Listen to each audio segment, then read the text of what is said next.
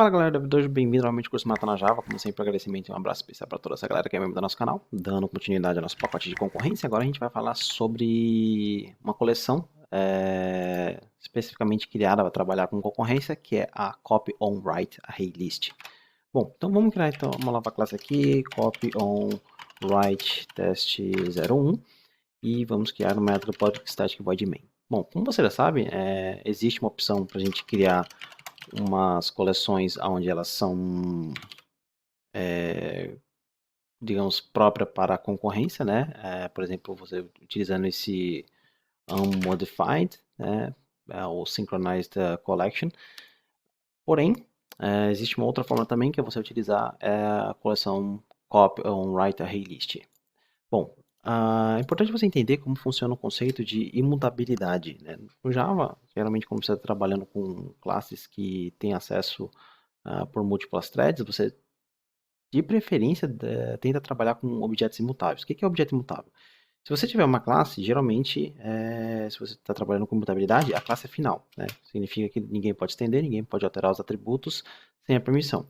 Então, a primeira parte de criar um atributo, uma classe imutável, é fazer com que ela seja final.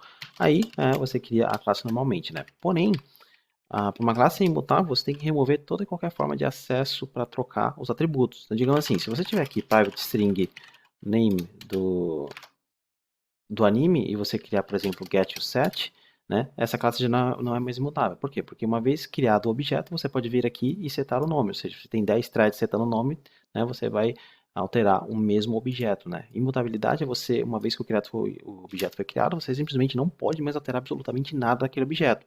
Se você tem um anime, que é imutável, você quer trocar o nome, você tem que criar um novo objeto com um novo nome.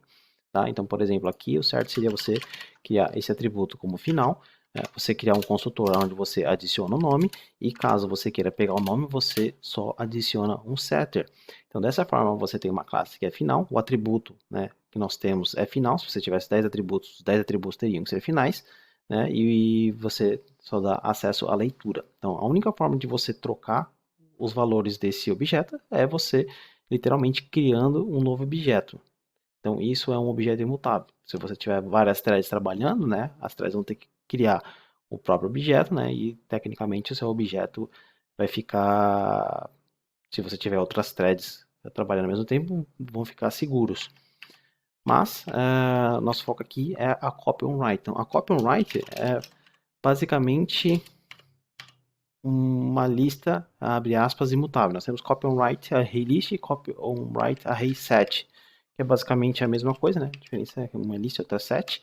Mas a ideia desse cara é justamente você trabalhar com uma lista imutável. Mas a lista em si é imutável. Como? Vamos criar aqui, por exemplo, uma lista de inteiros, né? E eu chamava de list. O que acontece? Imagine que você tem a lista, aí você adiciona 1. Beleza. Aí o que acontece se você adicionar 2? Ele vai copiar, né, o valor, ou seja, a lista original, o valor está intacto, e ele vai criar uma nova lista com o valor 1, 2. Se você quiser adicionar 3, vai criar um novo objeto, uma nova lista, vai copiar os valores 1, 2 e adicionar o 3. Quer remover? Beleza. O que ele vai fazer?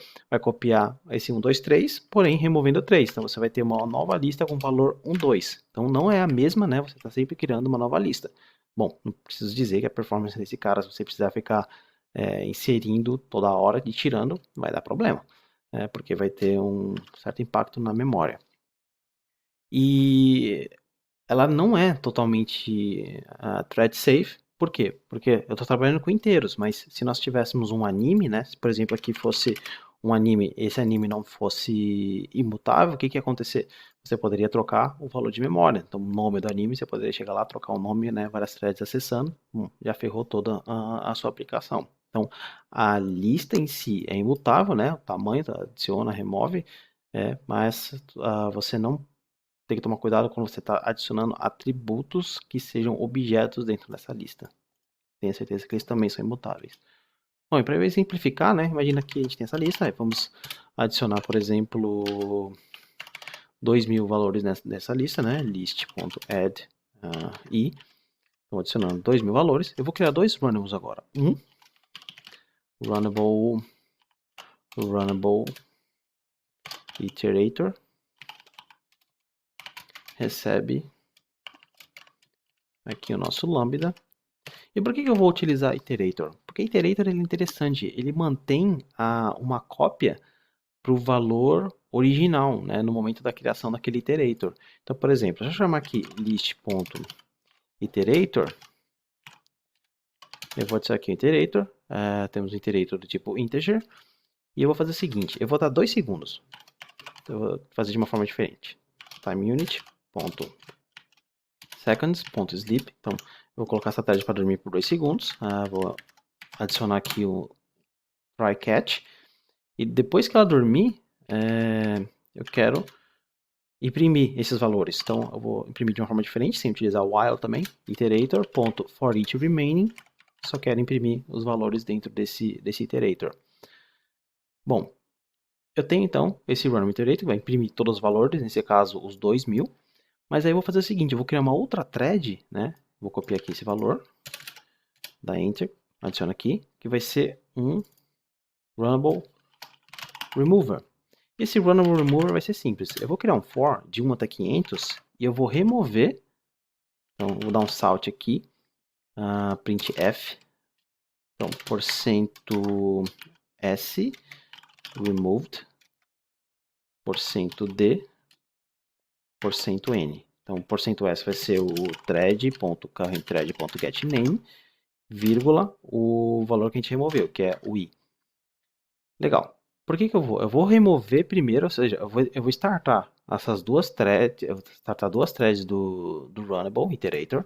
Então, new thread, runnable iterator.start.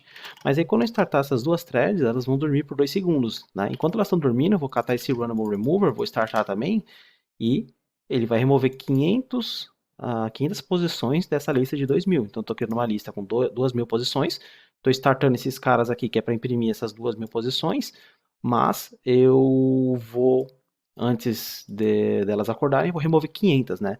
Então, no momento que ele executar isso aqui, ele vai guardar o valor 2000, mas depois a gente vai remover, uma outra thread vai remover os valores.